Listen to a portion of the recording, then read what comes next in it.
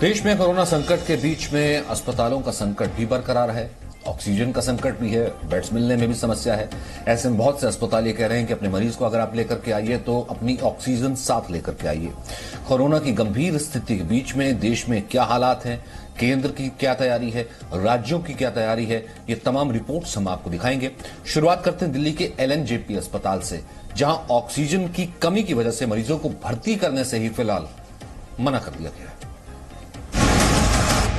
सबसे पहले आप ये तस्वीर देखिए, ऑटो में एक मरीज की कितनी खराब हालत है और किस तरह से ये इलाज के लिए तरस रहे हैं और इलाज की वजह से यहाँ पर जो तबीयत है वो और ज्यादा खराब होती जा रही है। आज 8वां दिन है और आज एकदम हम कहाँ लेके भागेंगे अपनी माँ को। कह रहे ऑक्सीजन खत्म हो गया, 1 घंटे के अंदर आधा 1 घंटा चलेगा बस ऑक्सीजन। सडनली ये कह रहे हैं कि क्या नाम है, आप ICU बेड का इंतजाम कर लो। मैडम मैं कोई डॉक्टर हूँ या मैंने कोई नर्सिंग होम खोल लगाया जो मैं ICU बेड लगा लूँ? मैडम कहाँ लगाऊँ?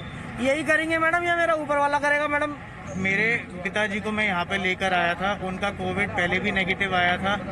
यहाँ पर 7 घंटे 8 घंटे के लिए वो इमरजेंसी में थे, वहाँ पर उनको ऑक्सीजन मिल रही थी बिकॉज मैं भी साथ में था। मैं देख रहा था, नॉनस्टॉप ध्यान रख रहा था। रात को 10 साढ़े 10 11 बजे उनकी एडमिशन हुई है, वार्ड में भेजा है and within 1 hour 5 minutes आ जाता है कि रेस्पिरेटरी फेलियर, उनकी डेथ हो गई। ऐसा कैसे हो सकता है जब 8 घंटे वो ठीक थे। यूपी की राजधानी लखनऊ के शेखर अस्पताल के बाहर मरीजों के परिवार वाले परेशान हैं। पिता की मौत 17 अप्रैल को हुई थी। 14 तरह की जांच की गई, 14 तरह के टेस्ट किए गए, लेकिन अस्पताल में कोई रिपोर्ट भी नहीं दिखाई गई। जी न्यूज की टीम को देख करके शेखर अस्पताल के मैनेजमेंट के लोग बाहर आए और परिवार को सभी रिपोर्ट्स देने की बात की। विशाल पांडे की रिपोर्ट। लखनऊ में इस वक्त हम शेखर अस्पताल के बाहर मौजूद हैं और यहाँ पर कई जो लोग हैं जिनके परिवार वाले यहाँ पर भर्ती हैं, चाहे वो कोविड के मरीज हो या नॉन कोविड के, वो परिवार वाले क्या कह रहे हैं उनसे बात करते हैं। क्या नाम है आपका? मेरा नाम एडवोकेट गोविंद मिश्रा है। गोविंद मिश्रा, क्या आप कहना चाह रहे हैं? भाई साहब मैं सिर्फ इतना कहना चाह रहा हूँ, 16 तारीख को मैंने अपने पिताजी को यहाँ पे टाइफाइड की दिक्कत थी, उनको यहाँ मैंने एडमिट कराया क्योंकि उनकी सांस फूल रही थी। जब मैंने यहाँ लाके काफी प्रयास से उनको एडमिट कराया तो यहाँ पे OPD में सिर्फ एक डॉक्टर बैठा हुआ था। वो डॉक्टर ना उनको देख रहा था ना कुछ कर रहा था, दूर से देख के उसने दवाइयां लिखी। दवाइयां लिखने के बाद उसने मुझसे कहा 15,000 रुपया जाके जमा कर दीजिए। मैंने आके यहाँ 15,000 रुपया जमा कराया। उसके 1 घंटे बाद इन्होंने ले जाके मुझे ऊपर कमरा दिया। कमरे में कोई फैसिलिटी नहीं थी, सिर्फ ऑक्सीजन लगा हुआ था, ना AC चलती है उस कमरे की ना कुछ चलती है। उसके बाद मैं लगातार यहाँ डॉक्टरों से कहता रहा इलाज कर दीजिए, चेस्ट वाले डॉक्टर को बुला दी, किसी को नहीं बुलाया। सिर्फ मुझसे यहाँ पे 57,000 रुपए जमा करा लिए, जिसका ये बिल मेरे हाथ में है, ये शेखर हॉस्पिटल का ही। और मैं जब उसके बाद 17 तारीख को मेरे पिताजी जब खत्म हो गए, इन्होंने इलाज नहीं किया उनका, उसके बाद मैं इनसे लगातार यहाँ रिपोर्टें मांग रहा हूँ। इन्होंने कहा सुबह 8 बजे रिपोर्ट आएगी। जब मैंने 16 को एडमिट कराया तो कहने लगे 17 को सुबह 8 बजे रिपोर्ट आपको मिलेगी। जब मैंने 8 बजे कहा तो मुझसे कहने लगे शाम को 4 बजे मिलेगी।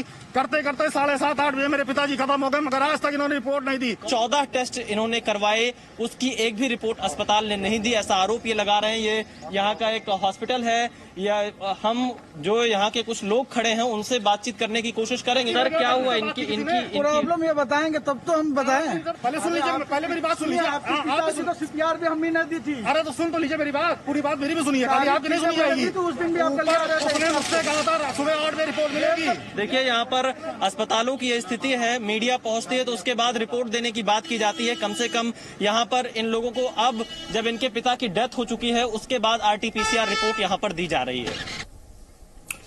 अब दिल्ली के मॉडल टाउन के एक अस्पताल की रिपोर्ट आपको दिखाते हैं। परिवार वाले परेशान हैं, ऑक्सीजन का इंतजाम खुद करना पड़ रहा है, बावजूद इसके जान बचाने की कोई गारंटी नहीं है। कुछ लोग सवाल ये कर रहे हैं कि कौन सी सरकार को वोट दें कि जो ऑक्सीजन मुहैया कराए, इनकी जान बचाए। परेशानी लगातार बढ़ती जा रही है।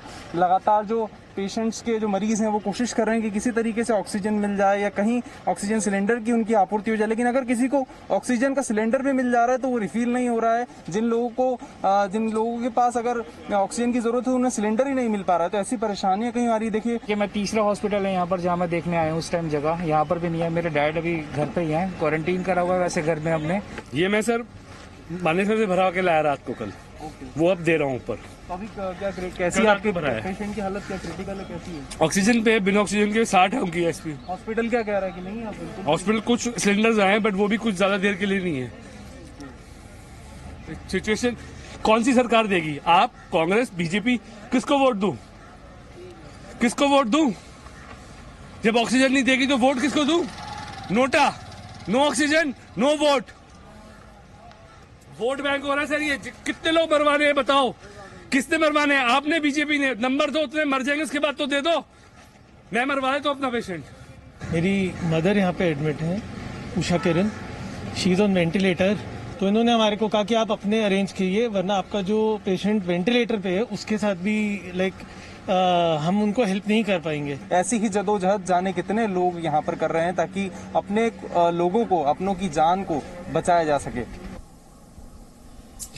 मुंबई के वैक्सीनेशन सेंटर में वैक्सीन खत्म हो गई है। महाराष्ट्र सरकार का दावा है कि BKC jumbo vaccine centre Maharashtra का सबसे बड़ा सेंटर है और अब इस जंबो सेंटर के बाहर पोस्टर लगे हुए हैं जिन पर लिखा हुआ है कि वैक्सीन आउट ऑफ स्टॉक।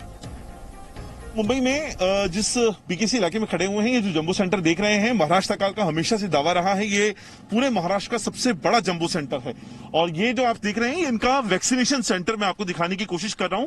और ये मोबाइल से अपनी जो तस्वीर ले रहे हैं यहाँ पे जितने भी लोग हैं, दोनों तरफ आप देखोगे तो ये लोग यहाँ पर बेसिकली इसलिए आए हैं क्योंकि यहाँ वैक्सीनेशन आउट ऑफ स्टॉक का बोर्ड लगा दिया गया है। ये वैक्सीनेशन जो आप देख रहे हैं, यहाँ पे साफ तौर पे लिखा गया है वैक्सीनेशन आउट ऑफ स्टॉक। यहाँ गेट लगा दिया गया है, अंदर कोई भी आदमी नहीं है। लोगों को इसकी जानकारी कैसे होगी, इस बारे में कोई इसके वेयर अबाउट्स नहीं है और यही वजह है कि लोग बाहर से आ रहे हैं और उनको पता भी नहीं चल रहा है। आपको पता नहीं था यहाँ पर कि यहाँ पे वैक्सीनेशन हो रहा है या नहीं हो रहा है? मालूम नहीं था हमको, तो मैसेज आया था 7 हिल्स पे बिटवीन 11 and 1 आना। तो हम गई, मुझे बच्चे गई, मेरा उम्र है चाहिए, उधर गई तो अंदर छोड़ा ही नहीं, बोला मेरे से नहीं, चले जाओ चले जाओ। क्या तमाशा चल रहा है क्या? बुढ़े लोगों को बाहर तो डालो ना। मैं जोगेश्वरी ईस्ट से आ रहा हूँ। पहले 7 हिल्स में गया था, वहाँ नहीं है। वहाँ पर भी वैक्सीनेशन बंद हो गया? नहीं है। वैक्सीनेशन होगा या नहीं होगा, जिस सेंटर पर उनको टाइमिंग दिया गया था वहां से उनको कोई भी जवाब नहीं दिया जा रहा है। एक सेंटर से वो दूसरे सेंटर जा रहे हैं और ये मुंबई का हाल है। कोरोना के मामले रिकॉर्ड बना रहे हैं, हेल्थ सिस्टम की हालत इतनी खराब है और यूपी सरकार दावा ये कर रही है कि राज्य में ऑक्सीजन की भी कोई कमी नहीं है, बेड्स की भी कोई कमी नहीं है। ग्राउंड रिपोर्ट देखिए। इस वक्त मैं लखनऊ के ताल कटोरा एरिया में मौजूद हूं। यह इंडस्ट्रियल एरिया है। दूर दूर से लोग ऑक्सीजन के खाली सिलेंडर लेकर यहां पहुंच रहे हैं ताकि उन्हें भरवाया जा सके और अस्पताल लेकर जाए जहां इनके मरीज भर्ती हैं। सुबह से ये लोग इंतजार कर रहे हैं और खाली सिलेंडर लेकर बैठे हुए हैं यहाँ पर कि इन्हें रिफिल कराया जाए। हमारे मरीज घर में हैं, उनको ऑक्सीजन की बहुत ज्यादा जरूरत है और हम 3 सिलेंडर लेके सब लोग इधर उधर भटक रहे हैं, मगर हम लोगों को गैस उपलब्ध नहीं हो पा रही। जहाँ जाते हैं अभी नहीं आएगा, शाम को आएगा, रात में आएगा, कल मिलेगी, यही सब हो रहा है। सुबह से आए हुए हैं, कम से कम हजारों के तादाद में सिलेंडर वाले थे और सब डर के मारे भाग गए। कोई न कोई व्यवस्था इधर उधर कैसे कर रहे हैं। कहाँ पर आपका कौन भर्ती है, कहाँ पर ऑक्सीजन की जरूरत है? मेरी बुआ को ऑक्सीजन की जरूरत है। मेरी बुआ मर्सी हॉस्पिटल में है। डॉक्टर ने क्या बताया? उन्होंने कहा मैं भर्ती इसीलिए लूंगा क्योंकि जब ऑक्सीजन आप पर्याप्त करेंगे मुझे, तभी मैं ऑक्सीजन आपके पेशेंट को भर्ती करूंगा। क्या कहा ऑक्सीजन वालों ने रिफिल सेंटर? उन्होंने कहा कि लिक्विड नहीं है और कल मिलेगा। कल मिलेगा। अपना बुला के अड्डे पे देखा मैंने अभी, और चौक में एक है वहाँ पे देखा जाके, पुल के नीचे बताया वहाँ देखा जाके, लेकिन कहीं कुछ सुनवाई है नहीं। वो ऑक्सीजन के लिए आ रहे हैं, लाइन लगा रहे हैं, इस तरह से लाइन लोगों की लग रही है और कोशिश इन लोगों की है कि किसी तरह से अपनों को बचाने के लिए आखिरी सांस तक लड़ाई लड़ी जाए। ये स्थिति है लखनऊ के ताल कटोरा एरिया की, जहां पर यह तस्वीरें दिखाती हैं कि कैसे लोग मदद के लिए लगातार गुहार लगा रहे हैं, लेकिन इन लोगों को खाली हाथ यहां से वापस जाना पड़ रहा है। सरकार को ये तस्वीरें जरूर देखनी चाहिए ताकि दावे करने से पहले हकीकत उनके सामने आ सके। वहीं झारखंड में पिछले कई दिनों से अब 6000 के करीब कोरोना के केसेस आ रहे हैं, जिसकी वजह से राज्य में बेड की कमी हो रही है। रांची के रिम्स की मल्टी स्टोरी पार्किंग में ऑक्सीजन बड़े पैमाने पर तैयार की जा रही है। कोरोना संक्रमण की रफ्तार काफी तेज है। प्रतिदिन आंकड़ों की अगर हम बात करें तो 6000 के करीब पूरे राज्य से संक्रमित सामने आ रहे हैं। ऐसे में बेड की कमी देखी जा रही है और इस कमी को पूरा करने के लिए प्रशासन जुट चुकी है। इस वक्त हम मौजूद हैं रिम्स के जो सुपर स्पेशलिटी वार्ड है उसके अपोजिट में। यहाँ जो मल्टी स्टोरेज पार्किंग बनाया गया था उसमें तकरीबन 300 बेड तैयार किया जा रहा है, जो ऑक्सीजन युक्त बेड होगा। इसके लिए तमाम जो आवश्यक चीजें हैं वो यहाँ लाई जा रही है और युद्ध स्तर पर यहाँ काम किया जा रहा है ताकि जल्द से जल्द यहाँ सेवा की शुरुआत की जाए। राजधानी रांची में तकरीबन 1000 ऑक्सीजन युक्त बेड बढ़ाने की प्रक्रिया शुरू कर दी गई है। इसमें सदर अस्पताल, रिम्स और इटकी स्थित टीबी सेंटर में ये बेड बढ़ाए जाएंगे। तो हम कह सकते हैं कि लगातार गंभीर संक्रमित मरीज जिस तरह से सामने आ रहे हैं उसी स्तर पर प्रशासन के द्वारा तैयारी भी की जा रही है। अब आपको कोरोना के बढ़ते मामलों के बीच मध्य प्रदेश की राजधानी भोपाल की तैयारी दिखाते हैं। यहां ट्रेन को अस्पताल में तब्दील कर दिया गया है। कोविड मरीजों के लिए आइसोलेशन स्पेशल एक्सप्रेस तैयार की गई है। ये अंदर की तस्वीरें हैं। यहाँ पर हर एक दवाई जो जरूरी है, मास्क है, ऑक्सीमीटर है, उसके बाद टेम्परेचर चेक करने की मशीन है, यहाँ तापमान को मापा जा सकेगा, और जो विटामिन सी की टैबलेट्स हैं, पैरासिटामॉल है, जो दवाइयाँ लग रही हैं, और उसी के साथ साथ पीपी किट्स मौजूद हैं ताकि जो भी यहाँ पर काम करने वाले कर्मचारी होंगे, डॉक्टर्स का साथ निभाएंगे, उनके ऊपर जिम्मेदारी होगी। आपके साथ और लगभग कितने लोग होंगे? 18 लोग हैं हम लोग। 80। ये ऑक्सीजन इमरजेंसी में दिया जाएगा? जी, अभी तो इमरजेंसी में दिया जाएगा, लेकिन थोड़े दिन में 1-2-4 दिन में तो सभी में मतलब एक पेशेंट के पास एक ऑक्सीमीटर होगा। एहतियात के तौर पर रखा जाएगा जी। मैं एक चीज और आपको जानकारी देना चाहूंगा कि ये कोच जो है अभी 320 बेड यहाँ पर बनाए गए हैं। 20 कोचेज में 300 से ज्यादा बेड की सुविधा उपलब्ध की गई है ताकि 300 मरीज एकाएक यहाँ पर पहुंच सकें। और अगर मरीजों की संख्या बढ़ेगी तो हो सकता है कि हम ऐसे और कोचेज देखें।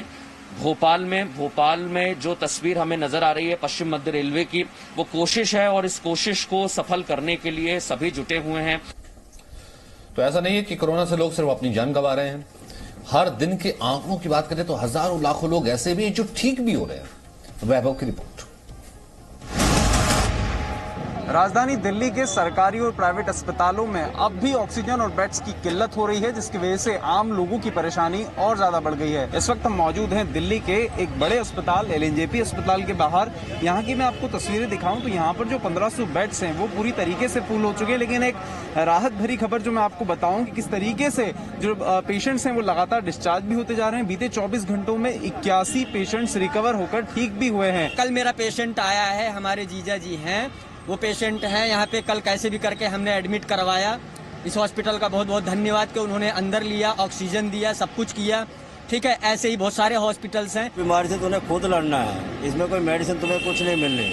जितना विल पावर अपने स्ट्रॉन्ग रखे उतना जल्दी तुम घर आ जाओगे।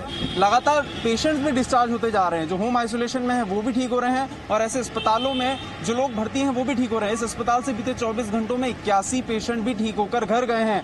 तो ये एक राहत वाली खबर है। ऐसे कई और अस्पताल हैं जहाँ पर लगातार जो पेशेंट्स हैं वो रिकवर हो रहे हैं। ऐसे में हमें उम्मीद नहीं छोड़ना चाहिए कि किस तरीके से लोगों के ठीक होने की जो दर है, रिकवरी रेट भी अब ठीक होता जा रहा है, और एक उम्मीद रखेंगे तभी जो है और जो मामले हैं वो कम होते जाएंगे।